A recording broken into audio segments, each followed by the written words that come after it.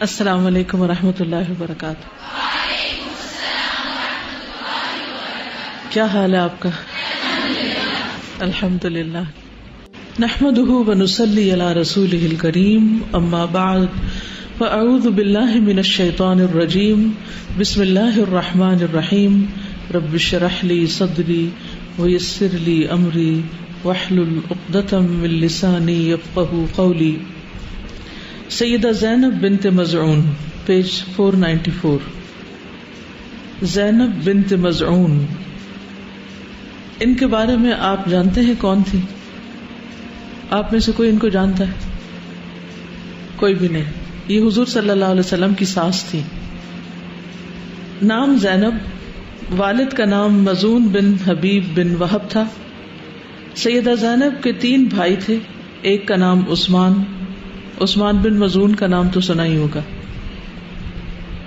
دوسرے کا نام قدامہ، اور تیسرے بھائی کا نام عبداللہ تھا، اور یہ تینوں سیدنا مزعون رضی اللہ عنہ کے بیٹے تھے۔ سیدہ زینب رضی اللہ عنہ کے ساتھ امیر المومنین سیدنا عمر بن خطاب نے شادی کی۔ تو یہ کون ہوئی؟ حضرت عمر کی بیوی۔ حضرت عمر کو تو ہم خوب جانتے ہیں، لیکن ان کی بیویوں کے نام نہیں معلوم۔ تو یہ ان کی بیوی تھی، جس سے جلیل القدر صحابی عبداللہ بن عمر کا نام پتہ ہے؟ حدیث کورس والوں کو تو خوب پتہ ہوگا۔ عبداللہ بن عمر اور صحابیہ حفصہ نے جنم لیا۔ یہ حضرت حفصہ کی والدہ تھی، جسے ام المومنین ہونے کا شرف حاصل ہوا۔ سیدہ زینب کے ایک اور بیٹے نے جنم لیا، جس کا نام عبد الرحمن تھا۔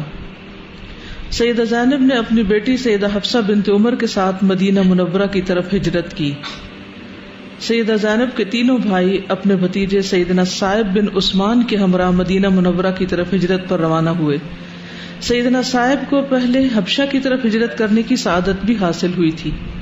صحابہ نے چپکے سے قریش سے خفیہ ہجرت کا سفر اختیار کیا تاکہ کسی مخبر کو اس منصوبے کا پتہ نہ چلے، لیکن سیدہ زینب کے خاوند سیدنا عمر بن خطاب نے جب ہجرت کا ارادہ کیا تو وہ قریش کی مجلس میں آئے اور انہیں بتایا کہ میں ہجرت کے لیے روانہ ہو رہا ہوں۔ علل اعلان انہوں نے ہجرت کی۔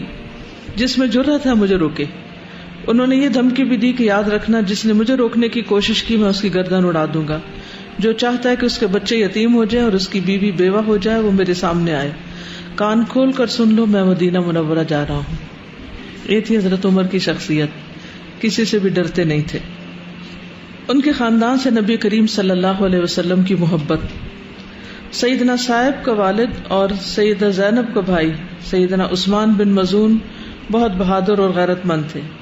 وہ مکہ معظمہ میں صبح و شام آزادانہ آتے جاتے۔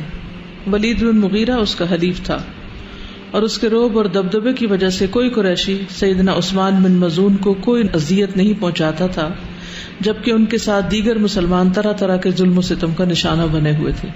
وہ صبح و شام، یعنی عثمان بن مزعون جو تھے، وہ صبح و شام امن اور سکون کے ساتھ مکہ معظمہ کے گلی کوچوں میں آزادانہ آتے جاتے۔ انہیں اپنی صورتحال پر کوئی تعجب نہیں تھا۔ وہ کہتے کہ میرا صبح و شام امن اور سکون سے آنا جانا محض اس لیے ہے کہ مجھے ایک مشرک سردار کی ضمانت حاصل ہے، کیونکہ ولید بن مغیرہ جو تھا، خالد بن ولید کا باپ جو تھا، وہ ان کے ضامن تھے کہ کوئی بھی ان کو نقصان نہیں پہنچائے گا۔ اور وہ کہتے کہ میرے ساتھی اللہ کی راہ میں ہولناک آزمائش اور اذیت میں مبتلا ہیں، مجھے اگر کوئی اللہ کی راہ میں تکلیف نہیں پہنچی تو یہ میرا نقص ہے۔ یہ سوچ کر وہ اپنے کفیل ولید کے پاس گئے اور اس سے کہا، اے ابو عبد شمس، آپ نے اپنے عہد سے وفا کی، میں آپ کی ضمانت واپس کرنا چاہتا ہوں۔ ولید نے حیران ہو کر کہا، میرے بھائی کے بیٹے، کیوں، کیا ہوا؟ آپ میری ضمانت واپس نہ کریں ورنہ میری قوم کا کوئی شخص آپ کو اذیت پہنچائے گا۔ یعنی ہوتا یہ تھا کہ قبیلے کا سردار اگر کسی کو امان دے دیتا تو پھر کوئی اور قبیلے کا شخص اس کو نقصان نہیں دیا کرتا تھا، خواہ وہ دشمنی کیوں نہ ہو۔ عثمان نے کہا، نہیں، میں آپ کی ضمانت واپس کرنا چاہتا ہوں۔ میں اللہ سبحانہ وتعالیٰ کی پناہ میں آنا پسند کرتا ہوں۔ میں اللہ تعالیٰ کی پناہ کے علاوہ کسی کی پناہ کو پسند نہیں کرتا۔ اللہ کی راہ میں مجھے جو بھی تکلیف آئے میں خندہ پیشانی سے اسے قبول کروں گا۔ ولید نے کہا، تو پھر میرے ساتھ مسجد چلو، وہاں یعنی مسجد الحرام، وہاں سب کے سامنے اعلانیہ طور پر میری ضمانت کو واپس کرنے کا اظہار کر دو، یعنی سب کو پھر پتہ بھی چل جائے کہ تم اب میری کفالت میں نہیں، کیونکہ میں نے آپ کو علانیہ ضمانت دی تھی۔ سیدنا عثمان بن مظعون اس کے ساتھ مسجد گئے. وہاں پہنچ کر ولید نے اعلان کیا کہ لوگوں، یہ عثمان آج میری ضمانت واپس کر رہا ہے. سیدنا عثمان نے کہا بالکل سچ ہے، اس نے میرے ساتھ وفاداری اور شرافت کا رویہ اختیار کیا، لیکن میں اللہ کے سوا کسی کی ضمانت لینے کا ارادہ نہیں رکھتا. میں آپ سب کے روبرو اس ضمانت کو واپس کرتا ہوں. یہ کہہ کر عثمان بن مظعون وہاں سے تشریف لے گئے. جب سیدنا عثمان بن مظعون وہاں سے چلے تو مشہور و معروف شاعر لبید بن ربیعہ نے یہ مصرع کہا جس سے سیدنا عثمان نے سنا، الا کل شیء ما خلا اللہ باطل. اس کا مطلب ہے کہ سن لو کہ اللہ کے سوا ہر چیز باطل ہے. سید عثمان نے کہا لبید تم سچ کہتے ہو. اس نے فوراً دوسرا مصرع کہہ دیا، وَكُلُّ نَعِيمٍ لَا مَحَالَةَ زَائِلُ، اور ہر نعمت لا محالہ زائل ہونے والی ہے، یعنی ختم ہو جائے گی. جب سیدنا عثمان نے دوسرا مصرع سنا تو انہوں نے فرمایا، اے لبید جنت کی نعمتیں زائل نہیں ہوں گی. کتنے ذہین تھے. اے لبید جنت کی نعمتیں زائل نہیں ہوگی، کیونکہ وہ صرف دنیا کے لیے نہیں جیتے تھے بلکہ آخرت کو ہر دم سامنے رکھتے تھے. پھر لبید نے قریش سے مخاطب ہو کر کہا، اے قریشیو، تمہارے ایک مخالف ہم نشین کو کوئی گزر نہیں پہنچے گی. قریشیو مجھے بتاؤ تو صحیح کہ یہ ایسا کیسے ہوا کہ تمہاری مجلس میں تمہارا مخالف امن اور سکون سے بیٹھا ہوا ہے. یعنی چونکہ ان کے شعر کو پلٹایا تھا تو جواباً اس نے کیا کیا، لوگوں کو بھڑکایا حضرت عثمان کے خلاف. یہ سن کر ایک شخص اٹھا، اس نے سیدنا عثمان بن مظعون کی آنکھ پر زوردار ضرب لگائی جس سے ان کی آنکھ ضائع ہو گئی. ولید وہاں بیٹھا ہوا تھا. اس نے افسوس کا اظہار کرتے ہوئے سیدنا عثمان سے کہا، دیکھ لیا میری ضمانت کو مسترد کرنے کا انجام. میری ضمانت میں تم محفوظ تھے، ضمانت مسترد نہ کرتے تو تمہاری آنکھ ضائع نہ ہوتی. سیدنا عثمان نے فرمایا، میری جو آنکھ درست ہے وہ بھی اگر اللہ کی راہ میں ضائع ہو جائے تو مجھے کوئی صدمہ نہیں ہوگا. یعنی اللہ کے راستے میں قربانی کرتے ہوئے انہیں کوئی تکلیف نہیں تھی یا کوئی شکوہ نہیں تھا یا کوئی ریگریٹس نہیں تھے. اے ابو عبد شمس، میں اللہ کی ضمانت کو زیادہ پسند کرتا ہوں، اس کے لیے میری جان بھی حاضر ہے. جب سیدنا عثمان بن مظعون فوت ہوئے تو رسول اللہ صلی اللہ علیہ وسلم تشریف لائے، ان کے چہرے پر بوسہ دیا، آپ کی آنکھوں سے آنسو جاری ہو گئے. رسول اللہ صلی اللہ علیہ وسلم کو ان سے بہت پیار تھا، آپ ان کی جدائی پر غمگین تھے. سیدہ زینب نے ایک معزز گھرانے میں زندگی بسر کی. وہ خود بھی بڑی خوددار تھی اور ہر دل عزیز وفادار گھرانے کی چشم و چراغ تھی. اس گھرانے کے نگران امام عدل اور انصاف سیدنا عمر بن خطاب تھے، جن کے ذریعے سے اللہ تعالیٰ نے اسلام کو غلبہ عطا کیا. اللہ تعالیٰ سیدہ زینب پر اپنی رحمت کا سایہ دراز کرے. یہ تھا ان کا خاندان. چند باتیں ان کے خاندان سے متعلق مزید بھی آپ کی گوش گزار کروں گی. حضرت عثمان بن مظعون جو حضرت زینب کے بھائی تھے وہ بہت عبادت گزار تھے، اور جب وہ فوت ہوئے تھے تو نبی صلی اللہ علیہ وسلم نے ان کے چہرے پر بوسہ دیا تھا. ان کے بارے میں ان کی جو اہلیہ تھی ایک دفعہ آئی تو یعنی پراگندہ حال تھی، کوئی اچھے کپڑے بھی نہیں پہنے ہوئے تھے، حالت بھی درست نہیں تھی. تو انہوں نے پوچھا کہ تمہارا حال یہ کیوں ہے؟ تو انہوں نے کہا کہ میرے شوہر راتوں کو قیام کرتے ہیں اور دن کو روزہ رکھنے والے ہیں، یعنی ہماری طرف کوئی توجہ نہیں کرتے. پھر نبی صلی اللہ علیہ وسلم تشریف لائے تو حضرت عائشہ نے ان سے یہ بات کہی. رسول اللہ صلی اللہ علیہ وسلم حضرت عثمان سے ملے اور ان سے کہا کہ عثمان، ہم پر رہبانیت فرض نہیں کی گئی، یعنی ہمیں بیلنس قائم کرنا ہے، پورا دنیا کی طرف بھی نہیں پلٹنا اور دین کی طرف اس طرح نہیں جانا کہ دنیا بالکل فراموش ہو جائے. دنیا سے اس کا حصہ لینا ہے جائز اور اعتدال کی حد میں. کیا میری ذات میں تمہارے لیے نمونہ نہیں؟ اللہ کی قسم میں تم سب سے زیادہ اللہ سے ڈرنے والا اور اس کی حدود کی حفاظت کرنے والا ہوں. پھر اسی طرح حضرت عثمان بن مظعون جو حضرت زینب کے بھائی تھے، یہ سنت کے بہت طالب تھے، یعنی سنت کی پیروی بہت کرتے تھے. عثمان بن مظعون کو حضرت عائشہ سے روایت ہے کہ نبی صلی اللہ علیہ وسلم نے بلا بھیجا تو وہ ان کے پاس آئے. آپ نے فرمایا، اے عثمان، کیا تم نے میرے طریقے سے بے رغبتی کی ہے؟ انہوں نے جواب دیا، نہیں ہے اللہ کے رسول، اللہ کی قسم ایسی بات نہیں ہے، بلکہ میں تو آپ کی سنت کا ہی طالب ہوں، یعنی جو آپ کرتے ہیں میں وہی کرنا زیادہ پسند کروں گا. آپ نے فرمایا، بے شک میں سوتا بھی ہوں اور نماز بھی پڑھتا ہوں، یعنی رات کو، روزے بھی رکھتا ہوں، نہیں بھی رکھتا ہوں، اور نکاح بھی کرتا ہوں. اے عثمان، تم اللہ سے ڈرو، کیونکہ بے شک تم پر تمہاری بیوی کا حق ہے، بے شک تم پر تمہارے مہمان کا حق ہے، بے شک تم پر تمہاری جان کا حق ہے، لہٰذا کبھی روزہ رکھو کبھی نہ رکھو، نماز پڑھو اور سویا بھی کرو. یہ ہے اعتدال. اعتدال کیا نہیں؟ ساری رات سوتے رہنا یا پھر ساری رات نماز پڑھنا. تو ان دونوں ایکسٹریم میں سے درمیان کی راہ کیا ہے؟ سونا بھی اور نماز بھی پڑھنا. ام العلا سے روایت ہے کہ جب انصار نے مہاجرین کی میزبانی کے لیے قرہ ڈالا، انصار کون تھے؟ کہاں رہتے تھے؟ مدینہ میں رہتے تھے. تو مہاجرین مکہ سے گئے تھے اور پھر وہ کہاں رہے تھے جا کر؟ کس گیسٹ ہاؤس میں؟ لوگوں کے گھروں میں رہے تھے. اور نبی صلی اللہ علیہ وسلم نے آنے والے مہاجرین کو انصار کا بھائی بھائی بنا دیا تھا، مواخات قائم کی تھی. تو اس میں قرہ ڈالا جاتا تھا کہ کون کس کے ساتھ جائے گا. تو حضرت عثمان بن مظعون کا جو قرہ تھا وہ ان کے حصے میں آیا، ام علا کے حصے میں آیا. ام علا کہتی ہیں پھر عثمان ہمارے ہاں بیمار پڑ گئے. میں نے ان کی خوب دیکھ بھال کی لیکن وہ فوت ہو گئے. ہم نے انہیں ان کے کپڑوں میں ہی رہنے دیا. اسی دوران نبی صلی اللہ علیہ وسلم تشریف لے آئے. تو میں نے کہا ابو صاحب، یہ عثمان کی کنیت تھی، تم پر اللہ کی رحمت ہو. میری تمہارے متعلق گواہی ہے کہ اللہ نے تمہیں اپنے ہاں اکرام سے نوازا ہے. فوت ہو چکے ہیں اور ان کے بارے میں اچھے الفاظ کہہ رہی ہیں، لیکن الفاظ تھوڑے سے اعتدال سے بڑھے ہوئے ہیں، غلو ہے ان میں. کہتی ہیں کہ مجھے یقین ہے کہ اللہ نے تمہیں اپنے ہاں مرنے کے بعد بہت اکرام سے نوازا ہے. جیسے ہمارے ہاں عام طور پر کیا کہتے ہیں، تم جنتی ہو، تمہارا بڑا مقام ہوگا. یعنی مردوں کو جب کوئی فوت ہو جائے گھر میں تو بعض اوقات اس کو مخاطب کر کر کے یا آپس میں ایک دوسرے سے رو رو کے باتیں کرتے ہیں جو لوگ، ان میں مبالغہ آرائی ہوتی ہے. یہ سن کر نبی صلی اللہ علیہ وسلم نے فرمایا تمہیں یہ کیسے معلوم ہوا کہ اللہ نے انہیں اکرام سے نوازا ہے؟ یعنی اللہ سبحانہ و تعالیٰ کس کے بارے میں کیا فیصلہ کریں گے یہ کسی کو بھی معلوم نہیں. کہتی ہے میں نے کہا واقعی مجھے تو کوئی علم نہیں. انہوں نے ریئلائز کر لیا کہ میں نے تو ایسی بات کہہ دی ہے. لیکن اے اللہ کے رسول، میرے ماں باپ آپ پر قربان ہوں، اللہ اور کسے نوازے گا؟ آپ نے فرمایا عثمان واقعی انتقال کر چکے ہیں. اللہ کی قسم میں ان کے لیے خیر ہی کی امید رکھتا ہوں، لیکن اللہ کی قسم میں اپنے لیے بھی حتمی طور پر نہیں کہہ سکتا. اپنے بارے میں بھی میں یہ نہیں کہہ سکتا کہ میرے ساتھ کیا معاملہ ہوگا. یہ کتنی ڈرنے کی بات ہے نا. پھر یہاں پر اعتدال کی ضرورت ہے. نہ ہمیں اللہ کی رحمت سے مایوس ہونا ہے اور نہ ہی ایسی امید رکھنی ہے کہ جس میں بالکل انسان بے فکر ہو جائے اور سمجھے کہ میرے لیے تو جنت کی سیٹ پکی ہے، اس لیے فکر کی بات نہیں. یعنی بے فکر ہو کے بھی زندگی نہیں گزارنی اور ہر وقت قلق اور پریشانی میں بھی نہیں گزارنی کہ پتہ نہیں میرا کیا ہوگا. کیونکہ شیطان کیا چاہتا ہے، انسان کو اللہ کی رحمت سے مایوس کر دے. وہ کہتے ہیں حالانکہ میں اللہ کا رسول ہوں لیکن مجھے نہیں معلوم کہ حتمی طور پر میرے ساتھ کیا معاملہ ہوگا. اس سے اللہ سبحانہ تعالیٰ کی قدرت اور عظمت اور بڑائی پتہ چلتی ہے کہ اصل فیصلے کا اختیار اللہ کے پاس ہوگا، ہے بھی اور ہوگا بھی. ام علا نے کہا اللہ کی قسم اس کے بعد میں کسی کا بھی تزکیہ نہیں کروں گی، کبھی کسی کے بارے میں ایسے الفاظ نہیں کہوں گی.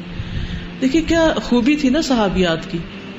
ایک بات منہ سے غلط نکلی، تصحیح کی گئی، کوئی مائنڈ نہیں کیا، فوراً اس کی اصلاح کر لی اور کہا کہ آئندہ بھی نہیں کروں گی. اگر ہمیں کوئی نصیحت کر دے تو ہم کیا کرتے ہیں جی؟ اگر ہم کوئی غلط بات کر رہے ہیں، کوئی غلط بات منہ سے نکال رہے ہیں، اول تو دین پڑے ہوئے لوگوں کو بہت سوچ سمجھ کے باتیں کرنی چاہیے.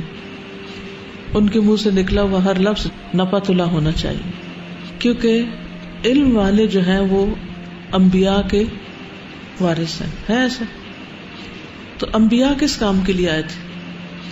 نبی صلی اللہ علیہ وسلم کس کام کے لیے بھیجے گئے تھے؟ اخلاق کی تکمیل کے لیے. انما بعثت لاتمم مکارم الاخلاق. اگر کسی کے پاس دین کا علم تو بہت ہو، چاہے وہ حافظ قرآن ہو یا حافظ حدیث ہو یا اور بہت بڑی بڑی باتیں جانتا ہو، لیکن اگر اس کے اندر مینرز نہیں ہیں، اگر اس کو ہنسنے کا طریقہ نہیں آتا، بولنے کا طریقہ نہیں آتا، بات کرنا نہیں آتی، ایک دوسرے کے ساتھ مخاطب ہونے کا طریقہ نہیں آتا، مینرز نہیں ہیں، ایٹیکیٹس نہیں ہیں، تو یہ علم اس کے لیے خطرناک ہے، کیونکہ وہ علم کو بدنام کر رہا ہے. کیا قرآن مجید پڑھنے کے بعد اور حدیث کا علم حاصل کرنے کے بعد ہم لغو باتیں کر سکتے ہیں؟ فضول گفتگو کر سکتے ہیں؟ بےہودہ گفتگو کر سکتے ہیں؟ کیا مذاق میں جھوٹ بول سکتے ہیں؟ فضول کی مجلسیں جما سکتے ہیں؟ نہیں. اس کا مطلب تو یہ کہ پھر قرآن اندر دل میں گیا نہیں، حدیث کا علم اندر دل میں اترا نہیں. اور یہ کن کی کوالٹی ہوتی ہے؟ کہ جن کے دل میں علم نہ اترے، جن کے اندر ایمان نہ اترے، جن کے اندر علم نہ اترے، جن کے اندر اخلاق نہ ہو، جن کے اندر اخلاص نہ ہو، تو یہ علم ڈینجرس ہو جاتا ہے. اس لیے بہت سنبھل کر بات کرنی چاہیے کسی کے بارے میں بھی کوئی رائے دیتے ہوئے یا کسی کے بارے میں کوئی تبصرہ کرتے ہوئے. لیکن اگر انسان ہے ہم پھسل سکتے ہیں. ایسا نہیں ہوتا کہ قرآن پڑھنے کے بعد یا دین پڑھنے کے بعد ہم فرشتے بن جاتے ہیں. فرشتے نہیں بن سکتے، لیکن شیطانی حرکات سے تو پرہیز کرنا چاہیے نا. غلطی ہوگی لیکن اگر کوئی سمجھائے تو پھر کیا کرنا چاہیے؟ اس کے پیچھے پڑ جانا چاہیے.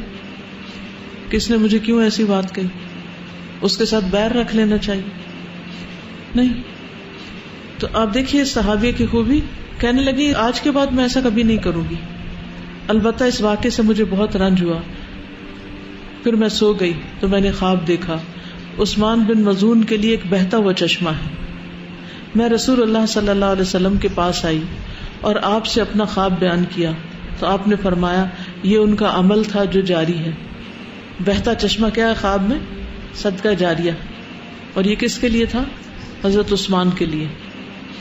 یعنی انشاءاللہ اللہ تعالیٰ ان کے ساتھ اچھا معاملہ کرے گا. اللہ تعالیٰ نے ان کو خواب میں دکھا بھی دیا، ان کے گمان کو سچ کر دیا. لیکن پھر بھی انسان کو بہت سنبھل کر بات کرنی چاہیے. کسی زندہ یا مردہ کے بارے میں جو اوپینین دینا ہے وہ بہت سوچ سمجھ کے دینا چاہیے. اسی طرح کسی کے بارے میں یہ بھی نہیں کہنا چاہیے کہ اللہ تعالیٰ اس کو بخشے گا نہیں. ایک شخص نے دوسرے کے بارے میں یہ کہا، دونوں کی روح اللہ نے قبض کر لی. جو گناہگار تھا جس کے بارے میں یہ فتویٰ دیا گیا کہ اس کو اللہ نہیں بخشے گا، اللہ نے اسے اپنی رحمت سے بخش دیا. اور جو یہ فتویٰ دینے والا تھا کہ اس کو اللہ نہیں بخشے گا، اللہ تعالیٰ نے اس کو پکڑ کے جہنم میں ڈال دیا. کہ تمہیں کس نے یہ اختیار دیا کہ میری مخلوق کے بارے میں تم فیصلے کرو؟ نبی صلی اللہ علیہ وسلم ان سے بہت محبت کرتے تھے. جب یہ فوت ہوئے تو ان کا جنازہ لایا گیا اور دفن کیا گیا تو نبی صلی اللہ علیہ وسلم نے ایک شخص سے فرمایا کہ ایک پتھر لاؤ، لیکن وہ اس کو اٹھا نہیں سکا. تو رسول اللہ صلی اللہ علیہ وسلم اس کی طرف اٹھے، اپنی کلائیوں سے کپڑا ہٹایا، یعنی ایسے بازو پیچھے کیے، پھر آپ نے اس پتھر کو اٹھایا اور قبر پر سر کی طرف رکھ دیا اور فرمایا میں اس سے اپنے بھائی کی قبر پہچان سکوں گا، اور میرے اہل میں سے جو کوئی فوت ہوا میں اسے اس کے قریب دفن کروں گا. یعنی یہ آپ کی ان سے محبت تھی. حضرت زینب کے دوسرے بھائی، ایک بھائی تو یہ عثمان تھے، دوسرے بھائی قدامہ تھے. یہ بدری صحابی ہیں، جنگ بدر میں انہوں نے حصہ لیا تھا. ان کا مقام بہت بڑا ہے. اور حضرت عمر نے ان کو بحرین کا عامل بنایا تھا، گورنر بنایا تھا. یہ بھی حضرت عبداللہ بن عمر اور حضرت حفصہ کے ماموں تھے. ان کا بیٹا عبداللہ بن عمر میں چھوٹے تھے. سب سے پہلا غزوہ جس میں انہوں نے شرکت کی وہ یوم خندق ہے. نبی صلی اللہ علیہ وسلم نے ان کی تعریف کی ہے. عبداللہ بن عمر کہتے ہیں کہ میں نے خواب میں دیکھا کہ گویا میرے ہاتھ میں ریشم کا ایک ٹکڑا ہے اور میں جنت میں جس جگہ جانا چاہتا ہوں وہ مجھے اڑا کر وہاں پہنچا دیتا ہے. یعنی یہ کپڑا ہے وہ اڑتا ہے اور اس کے ساتھ ساتھ میں بھی اڑ رہا ہوں. میں نے اس کا ذکر حضرت حفصہ سے کیا. حفصہ نے نبی صلی اللہ علیہ وسلم سے ذکر کیا. آپ نے فرمایا بے شک تمہارا بھائی نیک آدمی ہے، بے شک عبداللہ نیک آدمی ہے. نبی صلی اللہ علیہ وسلم نے ان کی تعریف فرمائی. انہوں نے خواب میں فرشتوں کو بھی دیکھا تھا. ابن عمر سے روایت ہے، کہتے ہیں کہ میں نے نبی صلی اللہ علیہ وسلم کے زمانے میں خواب دیکھا گویا ایک گاڑھے ریشمی کپڑے کا ایک ٹکڑا میرے ہاتھ میں ہے جسے میں جنت میں جس جگہ بھی ارادہ کرتا ہوں یہ اڑا کے مجھے لے جاتا ہے. میں نے دیکھا جیسے دو لوگ میرے پاس آئے اور انہوں نے مجھے آگ کی طرف لے جانے کا ارادہ ہی کیا تھا کہ ایک فرشتہ ان سے آ کر ملا اور مجھ سے کہا کہ ڈرو نہیں، اور اس سے کہا کہ چھوڑ دو. یعنی اسی خواب میں دوسرے روایت میں کیا آتا ہے کہ کوئی ان کو دوزخ کی طرف لے جانا چاہتا ہے تو فرشتوں نے ان کو چھڑایا. نبی صلی اللہ علیہ وسلم کا بہت زیادہ اتباع کرنے والے تھے. آپ میں سے کسی کو معلوم ہے کہ ان کا کوئی واقعہ جس سے پتہ چلتا ہو کہ یہ آپ کی بہت اتباع کرتے تھے؟ کیا کرتے تھے؟ اگر مختصر بھی یاد ہے تو بتائیے. السلام علیکم. بخاری کی روایت ہے کہ حضرت عبداللہ بن عمر جو ہیں جب سفر میں ہوتے تو ہر اس مقام پہ رکتے تھے جہاں نبی صلی اللہ علیہ وسلم رکتے تھے، یہاں تک کہ وہ اپنی اونٹنی کو بھی اسی طرح سے گھما کر بٹھاتے تھے جیسے نبی صلی اللہ علیہ وسلم بٹھاتے تھے. حدیث روایت کرتے ہوئے اپنے قمیض کا ایک بٹن کھول دیتے تھے کیونکہ جب انہوں نے وہ حدیث نبی صلی اللہ علیہ وسلم سے سنی تھی تو آپ کا بھی وہ بٹن کھلا ہوا تھا. اسی طرح سبتی جوتے پہنتے. کہتے ہیں کہ میں نے رسول اللہ صلی اللہ علیہ وسلم کو ایسے جوتے پہنے ہوئے دیکھا جن پر بال نہیں تھے. آپ نے انہی پر وضو کیا، میں انہی کو پہننا پسند کرتا ہوں. پھر زرد رنگ پہننا پسند کرتے. پھر اسی طرح یہ ہے کہ نبی صلی اللہ علیہ وسلم کے اعمال جاننے کی کوشش کرتے. جب آپ کعبہ کے اندر داخل ہوئے تھے تو آپ کے ساتھ بلال، اسامہ اور عثمان بن طلحہ تھے، تو دروازہ بند ہو گیا، یعنی اور کوئی اندر نہیں جا سکا. ابن عمر کہتے ہیں میں جلدی سے آگے بڑھا بعد میں، اور میں نے بلال سے پوچھا کہ کعبہ کے اندر کیا تھا، اور آپ نے کہا نماز پڑھی تھی. تو بتایا گیا کہ 2 ستونوں کے درمیان. ابن عمر کہتے ہیں مجھے یہ پوچھنا یاد نہ رہا کہ کتنی رکعتیں پڑھی تھی، یعنی اتنی ڈیٹیل جانتے تھے نبی صلی اللہ علیہ وسلم کے اعمال کے بارے میں. اور پھر نہ صرف یہ کہ خود جانتے تھے بلکہ لوگوں کو بھی اس کی تعلیم دیتے تھے، اور اگر کوئی سنت کی مخالفت کرتا تو اس پر غصہ بھی کیا کرتے تھے. ابن عمر سے روایت ہے کہ رسول اللہ صلی اللہ علیہ وسلم نے فرمایا عورتوں کو رات کے وقت مسجدوں کی طرف نکلنے کی اجازت دو. تو ان کا بیٹا جس کو واقد کہا جاتا تھا وہ بولا تب وہ اس کو خرابی اور بگاڑ بنا لے گی، یعنی میں نہیں اجازت دوں گا. تو ابن عمر نے ان کے سینے پہ مارا اور کہا میں تمہیں حضور صلی اللہ علیہ وسلم کی حدیث سنا رہا ہوں اور تم کہتے ہو کہ نہیں، یعنی تمہاری بات بڑی ہے یا نبی صلی اللہ علیہ وسلم کی بڑی ہے. لیکن یہ ہے کہ نبی صلی اللہ علیہ وسلم کی سنتوں پر عمل کی ترغیب بھی کیا کرتے تھے، اور اگر کوئی نہیں کر رہا ہوتا تھا تو اس کو باقاعدہ سکھایا بھی کرتے تھے. خود بھی تہجد گزار تھے، بہت باادب تھے، بہت مینرفل تھے. قرآن کی تلاوت کرتے وقت کچھ بولتے نہیں تھے، اور اسی طرح اپنے ہاتھ سے محنت کرتے تھے. انہوں نے نبی صلی اللہ علیہ وسلم کے زمانے میں اپنے ہاتھوں سے گھر بنایا، یعنی خود تعمیر کیا تاکہ بارش سے حفاظت رہے اور دھوپ سے سایہ حاصل ہو. اور کہتے ہیں کہ اللہ کی مخلوق میں سے کسی نے اس کام میں میری مدد نہیں کی، یعنی اکیلے سارا گھر تعمیر کیا. اپنے نفس کا بھی بہت محاسبہ کیا کرتے تھے. حضرت زینب کی بیٹی حضرت حفصہ بہت زیادہ روزے رکھنے والی اور بہت قیام کرنے والی خاتون تھی. صوامہ قوامہ، کتابت اور طب کا علم رکھنے والی تھی، یعنی لکھنا بھی جانتی تھی اور طبی نسخے بھی معلوم تھے. حضرت زینب بنت مخزوم کی اولاد یا ان کی مزید اولاد ان کے پوتے سالم بن عبداللہ تھے. سالم کو کون جانتا ہے؟ جی کون تھے وہ؟ یہ سالم بن عبداللہ ہے، عبداللہ بن عمر کے بیٹے ہیں. یہ سالم ان کے پوتے ہیں حضرت زینب کے. فقہائے مدینہ کے بارے میں نہیں معلوم. دیکھیے لائبریری ہے اوپر آپ کی، مختلف شخصیتوں کے بارے میں کھڑے کھڑے بھی کتابوں کو کھنگالا کریں، دیکھا کریں اور تاریخ کو جاننے کی کوشش کریں. یہ ابن عمر کے بہت مشابہ تھے. امام مالک کہتے ہیں کہ سالم بن عبداللہ کے زمانے میں کوئی ایک بھی ان جیسا نہیں تھا جو پہلے گزرے ہوئے نیک لوگوں کے مشابہ ہو، زہد میں، فضیلت میں اور زندگی بسر کرنے میں. یعنی صرف شکل و صورت میں اپنے باپ کے مشابہ نہیں تھے بلکہ نیکی اور تقوی اور زہد میں بھی. فقہائے اہل مدینہ میں سے تھے. 7 لوگ تھے فقہائے اہل مدینہ میں سے. ابن مبارک کہتے ہیں کہ جب ان کے پاس کوئی مسئلہ پیش کیا جاتا تو کوئی فیصلہ کرنے والا فیصلہ نہ کرتا جب تک کہ ان سب کی طرف سے وہ مسئلہ پیش کیا جاتا اور وہ اس میں غور کرتے اور مل کر ایک رائے قائم کرتے اور پھر اس کے مطابق فیصلہ ہوتا. یعنی ایک کمیٹی تھی یا گروپ تھا فقہا کا، جب کوئی سوال آتا تو وہ سارے غور و خوض کرتے اور پھر اس کے بعد جواب دیا جاتا. ان کی جو حدیث کی نریشن ہے، چین ہے، اس کو کیا کہتے ہیں؟ سلسلۃ الذھب. شکر، یہ پتہ ہے. اور صحیح ترین سند ہے زہری عن سالم عن ابیہ. پھر ان کے ایک اور بیٹے تھے عبداللہ بن عمر کے، ان کا نام بھی عبداللہ تھا. یہ ثقہ تھے اور حدیثیں کم روایت کرتے تھے. پھر حمزہ بن عبداللہ، ان کو بھی فقہائے اہل مدینہ میں ذکر کیا گیا ہے. سالم کے حقیقی بھائی تھے. پھر بلال بن عبداللہ، یہ سب حضرت عمر کے پوتے ہیں، یہ بھی فقہائے اہل مدینہ میں سے تھے. پھر عبید اللہ بن عبداللہ، پھر زید بن عبداللہ، پھر پڑپوتے ہیں عبداللہ بن واقد، عبدالعزیز بن ابی سلمہ، زید بن محمد. تو یہ ہے حضرت زینب کا خاندان. اب آپ میں سے کوئی کچھ کہنا چاہے، نہیں تو میں اگلی صحابیہ پڑھا دیتی ہوں. کوئی بات جو سیکھی ہو یا کچھ ایڈ کرنا چاہیں. استاذہ میں یہی سوچ رہی تھی کہ ایک تو یہ کہ جو عثمان بن مظعون تھے، ایک طرف تو یہ پتہ چل رہا ہے کہ نبی صلی اللہ علیہ وسلم ان سے محبت کتنی زیادہ کرتے تھے، لیکن اتنی محبت کے باوجود بھی آپ نے حتمی بات نہیں کی. تو حتمی بات ہم کسی کے بارے میں بھی نہیں کہہ سکتے. امید البتہ اچھی جو ہے، گمان یہ رکھ سکتے ہیں. تو اس میں وہی بات ہے کہ بہت لرننگ ہے ہم سب کے لیے کہ بعض اوقات جن سے ہم زیادہ محبت کرتے ہیں ان کے بارے میں ہم غلو کا شکار ہو جاتے ہیں نا، غلو ہوتا ہی وہیں ہے.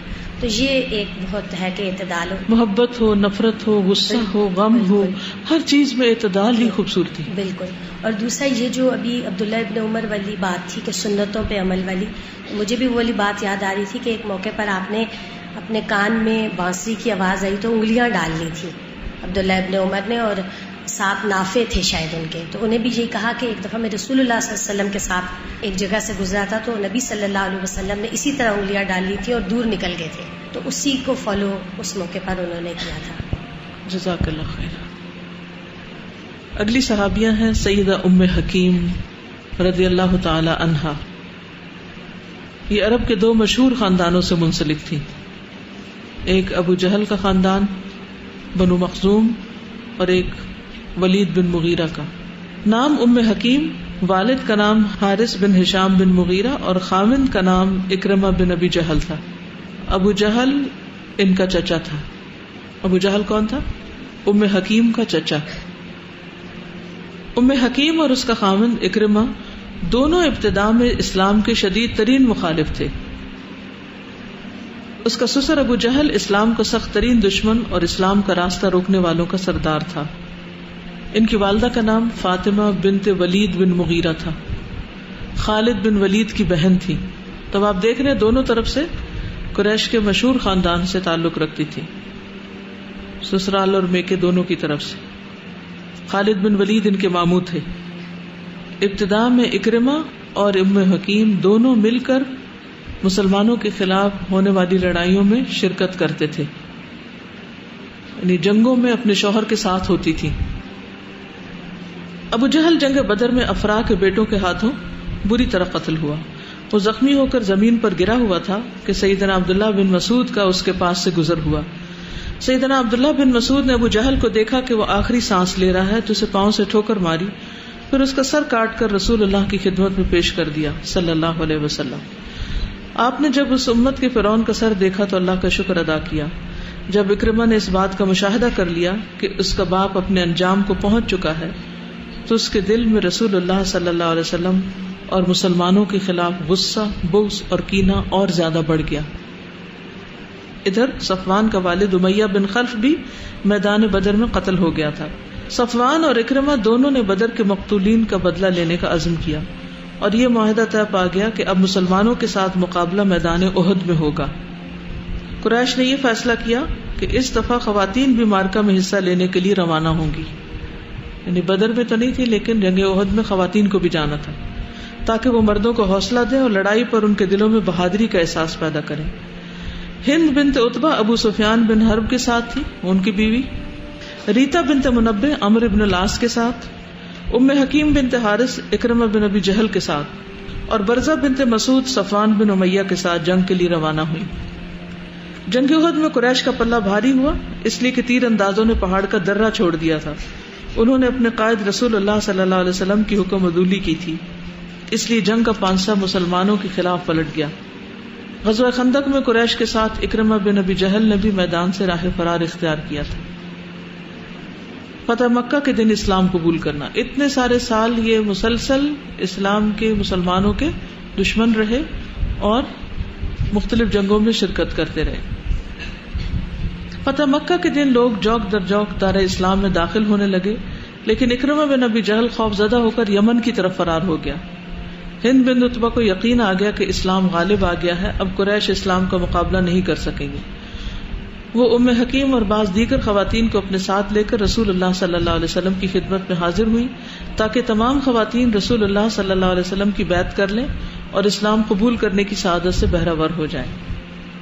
جب ام حکیم نے رسول اللہ صلی اللہ علیہ وسلم کی بیعت کر کے اسلام قبول کر لیا اور رسول اللہ صلی اللہ علیہ وسلم سے اپنے خاوند اکرمہ کے لیے ضمانت طلب کی تو آپ نے ضمانت دے دی. وہ اپنے خاوند کی تلاش میں سمندر کی طرف گئی. جب وہ ساحل پر پہنچی وہ یمن جانے کے لیے کشتی پر سوار ہو رہے تھے.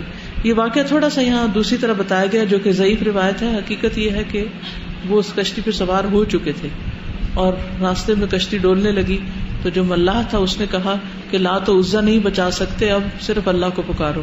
تو اکرمہ کے دل میں کیا خیال آیا تھا کہ یہی تو وہ بات تھی کہ جس کی ہمیں اتنے عرصے سے تعلیم دی جا رہی تھی اور ہمیں سمجھ نہیں آ رہی تھی. اگر لات اور عزا یہاں نہیں بچا سکتے تو پھر ان کو ماننے کا کیا فائدہ. تو اس طرح اسلام ان کے دل میں داخل ہو گیا. یہ واپس آئے اور پھر ان کی نبی صلی اللہ علیہ وسلم سے امان لے کر اسلام قبول کر لیا. اکرمہ اپنی بیوی کی باتیں سن کر مطمئن ہوا اور اس کے ساتھ واپس مکہ معظمہ آ گیا اور اس نے اسلام قبول کر لیا. ام حکیم کی جہاد کے ساتھ محبت. اسلام قبول کرنے کے بعد اکرمہ میں یہ انقلاب آیا کہ اب وہ اسلام کے مخالفین کا سخت ترین دشمن بن گیا.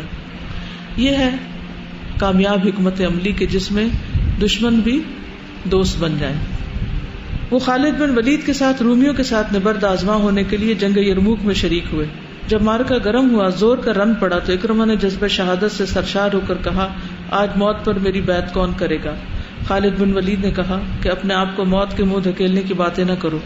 انہوں نے جذبہ جہاد سے سرشار ہو کر خالد بن ولید سے کہا، آج مجھے چھوڑ دو، میں ان تمام کوتاہیوں کا کفارہ دینا چاہتا ہوں جو میری طرف سے یا میرے باپ کی طرف سے اسلام کے خلاف سرزد ہوتی رہی.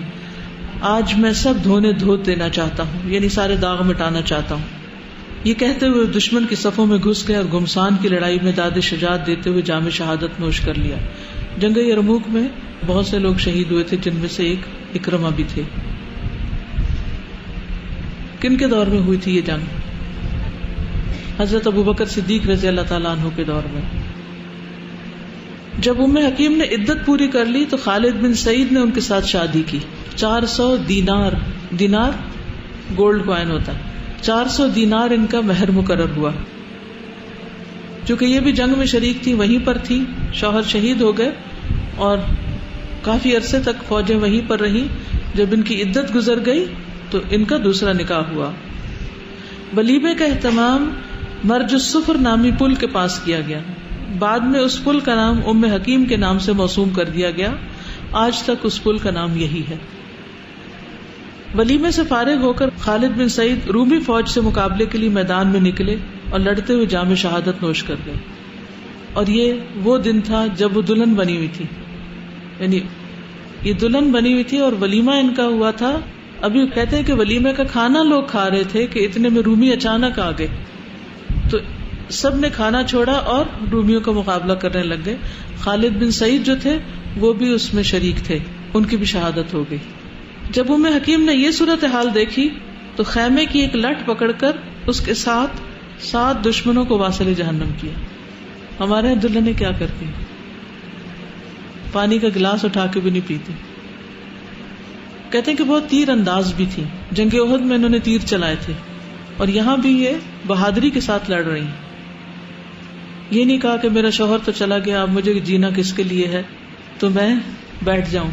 اٹھی اور کام شروع کر دیا.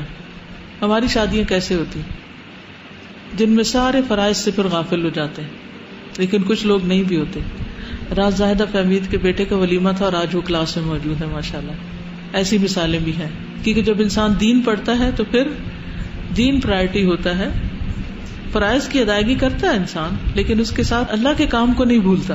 یعنی یہ نہیں کہا کہ شادی نہ کرو، شادی کرنی نہیں چاہیے. نہیں، شادی کرنی چاہیے اور شادی کے موقع پر خوشی بھی کرنی چاہیے، ولیمہ بھی کرنا چاہیے، یعنی کھانا کھلانا بھی چاہیے، لیکن اس کے ساتھ ساتھ اپنی نمازیں، اپنے فرائض، اپنی ذمہ داریاں ان کو نہیں بھولنا چاہیے. یہ ہیں وہ لوگ جنہوں نے قربانیاں کی ہیں اور ان کی قربانیوں کی وجہ سے پھر اتنے بڑے علاقے میں اسلام پھیلا اور آج ہم مسلمان ہیں. ان لوگوں کی قربانیوں کی بدولت یہ دین ہم تک بھی پہنچا، جس میں مردوں کے ساتھ ساتھ عورتیں بھی شامل تھیں. اللہ سبحانہ وتعالیٰ ام حکیم پر اپنی رحمت کا سایہ دراز کرے اور انہیں جنت الفردوس میں جگہ عطا کرے. آمین یا رب العالمین. کیا سیکھا آپ نے؟ کیونکہ اتنے افسوس سے یہ کہنا پڑتا ہے کہ بعض لڑکیاں شادی کے دن جب دلہن بنتی ہے تو نماز بھی نہیں پڑھتی، یا بعض اوقات تیمم کر رہی ہوتی ہے کہ وہ 1000 روپے دے کر جو میک اپ کیا ہے وہ وضو سے دھل جائے گا، تو تیمم سے تو نماز نہیں ہوتی، پانی موجود ہے. بعض نماز ہی نہیں پڑھتے، بعض جمع کرتے ہیں اور بعض وضو نہیں کرتے، اور بعض پڑھتے ہیں تو صحیح سطر کا لحاظ نہیں رکھتے، کیونکہ وہ اس طرح اکڑ کے بیٹھ جاتے ہیں کہ پھر سجدے کے لیے تو جھکا ہی نہیں جا سکتا. انسان کیوں ایسا لباس پہنے جو عبادت کے راستے میں رکاوٹ بنے یا عبادت کے تقاضے پورے نہ کرے؟ ان سب چیزوں کا خیال کون رکھتا ہے؟ یہ دور اندیشی کس کے اندر ہوتی؟ وہی جو ہر قیمت پر اپنے رب کو راضی کرنا چاہتا ہے. جو کچھ ہم پڑھ رہے ہیں یہ کوئی عالم کہلانے کے لیے نہیں پڑھ رہے، یہ ہم عمل کے لیے پڑھ رہے ہیں. کہ جو کچھ جانتے جائیں وہ کرتے بھی جائیں، اور عملی تبلیغ کریں، پھر عمل سے لوگوں کو دعوت دیں. جی اس سے پہلے کہ میں آگے ان کے کچھ حالات مزید بتاؤں، آپ میں سے کوئی کچھ کہنا چاہے گا؟ کیا سیکھا آپ نے؟ میں نے جو سیکھا وہ یہ کہ ایمان انسان کی ہر چیز کو تبدیل کر دیتا ہے. ایمان انسان کو اندر باہر سے بدل دیتا ہے. ایمان نہیں تھا تو یہ کیا تھی؟ اسلام کی دشمن تھی، مسلمانوں کے خلاف جنگوں میں شرکت کی. جب ایمان آ گیا تو پھر کیا کیا؟ اسلام سے محبت کرنے والی اور اس کی خاطر سب کچھ قربان کرنے والی. پہلے کی زندگی اور بعد کی زندگی میں فرق آ گیا، عملی فرق.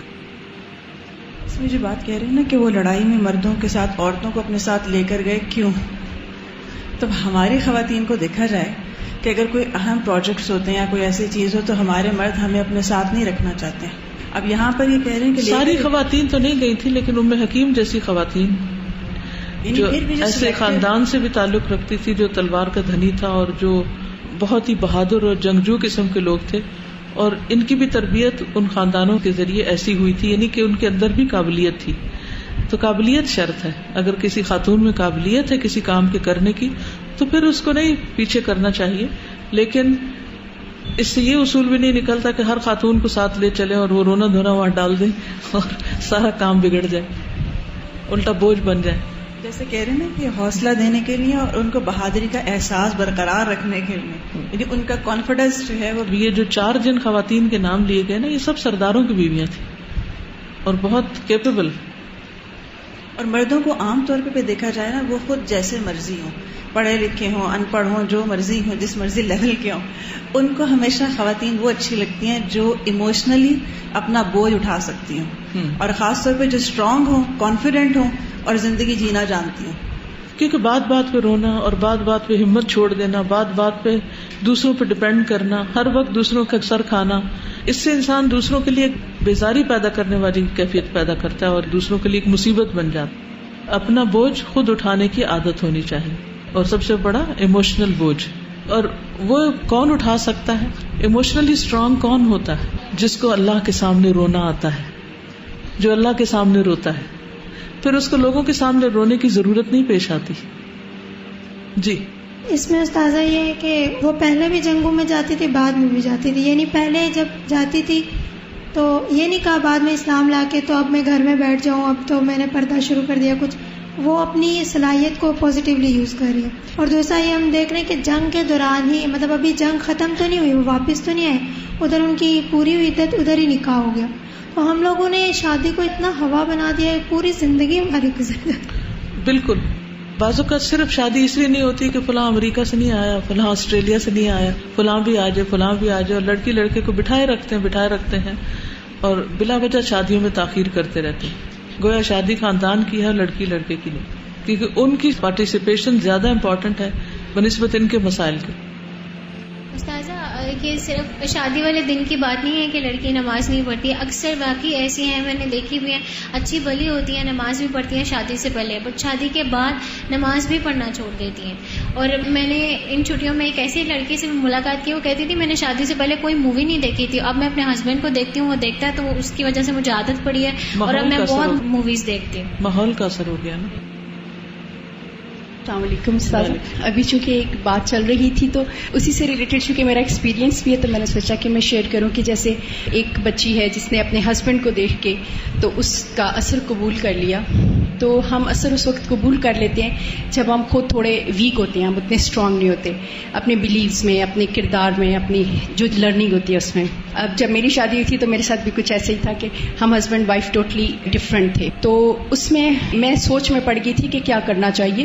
بعض اوقات ہم فوراً ایک جو انوائرمنٹ بنا ہوتا ہے یا ایک ہیبٹ بنی ہوتی ہے وہ بہت جلدی چینج نہیں ہوتی، اس کے لیے بہت ٹائم چاہیے ہوتا ہے. تو میں نے فوراً سے تو کوئی ریئیکشن نہیں شو کیا، بلکہ بعض اوقات تو میں صرف ٹیلی ویژن کے ارد گرد دیکھ رہی ہوتی تھی کہ میری نظر غیر محرم پہ نہ پڑے، اور میں اس انوائرمنٹ میں بیٹھی ہوتی تھی اور میرا دل رو رہا ہوتا تھا اور میں دعائیں کر رہی ہوتی تھی.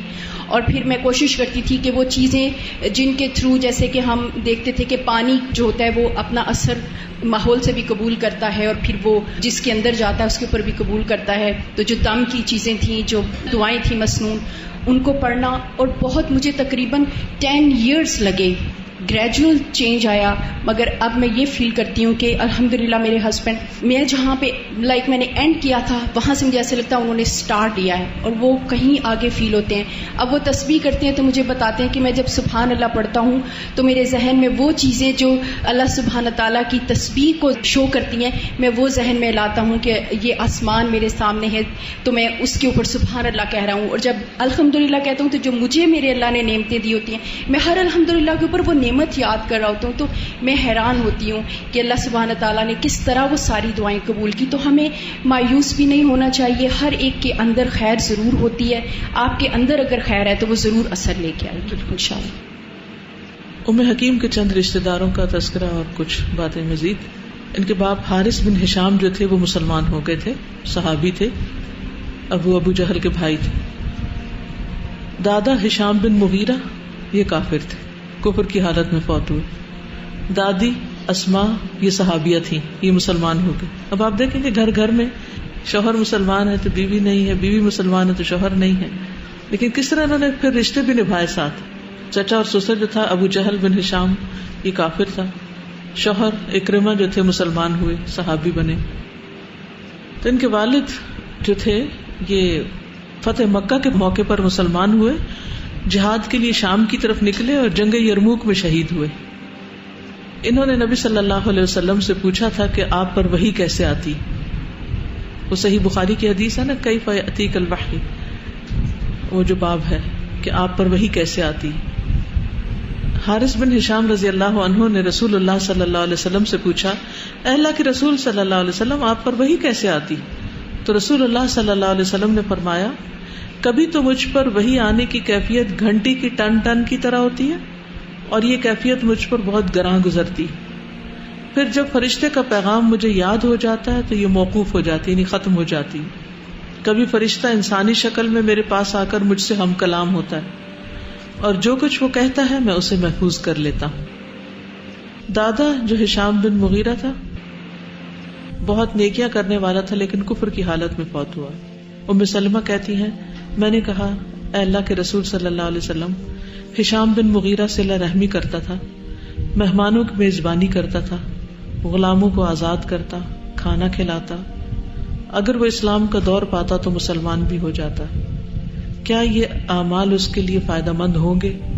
آپ نے فرمایا نہیں، وہ تو دنیا کے لیے دیتا تھا کہ دنیا میں اس کا چرچا اور اس کی تعریف ہو.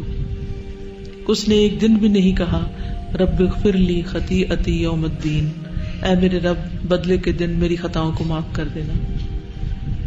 تو آج بھی بہت سے لوگ ایسے سوال کرتے ہیں کہ فلاں جو کافر ہے یا نان مسلم جو ہے وہ بہت چیریٹی کے کام کرتا ہے اور بہت اچھے اچھے کام کرتا ہے، تو کیا وہ جنت میں جائے گا؟ پہلی بات تو یہ کہ جنت اور جہنم کا فیصلہ ٹوٹلی اللہ کے ہاتھ میں ہے، لیکن کفر کی حالت میں فوت ہونے سے کیا ہے، انسان کے لیے جنت حرام ہو جاتی. تو پھر وہ نیکیاں کیا ہوئیں؟ ان کا بدلہ دنیا میں مل جاتا ہے، کیونکہ وہ دنیا کے لیے کی گئی تھی، آخرت کے لیے نہیں کی گئی تھی. تو جو جہاں کے لیے کرتا ہے وہیں پر اس کا صلہ پاتا ہے. پھر اکرمہ بن ابی جہل، ام حکیم نے ان کو خط لکھا تھا. جب فتح مکہ کے دن بھاگ گئے تو ان کی بیوی نے انہیں خط لکھا اور انہیں واپس بلا لیا. انہوں نے اسلام قبول کر لیا، جبکہ ان کی بیوی نے ان سے پہلے اسلام قبول کیا. نبی صلی اللہ علیہ وسلم نے ان دونوں کو ان کے پہلے نکاح پہ باقی رکھا، نہیں دوبارہ نہیں نکاح کیا. فرق آیا تھا نا، پہلے بیوی نے اسلام قبول کیا تو کیا ہوا، ایک طرح سے نکاح نہیں رہا، اور پھر میاں نے قبول کیا تو دوبارہ نکاح کرنے کی ضرورت نہیں تھی، پچھلے نکاح پر ہی کام چل گیا. خالد بن سعید کے بعد انہوں نے حضرت عمر بن خطاب سے شادی کی تھی. ام حکیم اکرمہ بن ابی جہل کی بیوی تھی، انہیں جنگ یرموک میں شہید کر دیا گیا. خالد بن سعید بن عاص نے ان سے شادی کی، پھر اس کے بعد وہ شہید کر دیے گئے.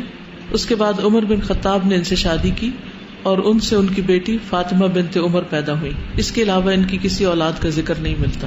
تو یہ تھی ام حکیم رضی اللہ تعالی عنہا. ٹھیک ہے، سبحانک اللہم و بحمدک، اشہد ان لا الہ الا انت، استغفرک و اتوب الیک. السلام علیکم و رحمۃ اللہ وبرکاتہ.